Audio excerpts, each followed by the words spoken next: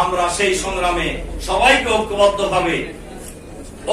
হওয়ার আহ্বান জানিয়ে, আর যেন কোন ফ্যাসিবাদ এই দেশে মাথা চারা দিয়ে উঠতে না পারে।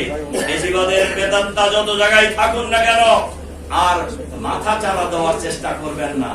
এজন্যই বলি, আপনাদের হাতে যখন সব কিছুই ছিল তখনই পালিয়ে গিয়েছেন। এখন মনে রাখবেন, নড়াচড়া যত করবেন ততই বিপদে পড়বেন। বেদান্তা যদি মনে করে থাকেন অন্তর্বর্তীকালীন সরকারের ঘাড়ে চড়ে আবার কোনো কিছু করবেন, তাহলে বোকা স্বর্গে আছে।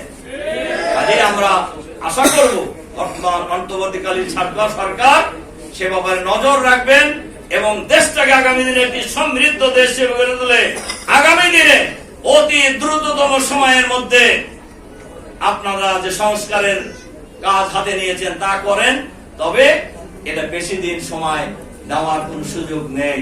নির্বাচিত সরকারের হাতে আপনাদেরকে ক্ষমতা হস্তান্তর করতে হবে। এই আহ্বান জানিয়ে আপনাদের প্রতি আবারও আন্তরিক সালাম এবং মোবারকবাদ জানিয়ে আমার কথা শেষ করছি।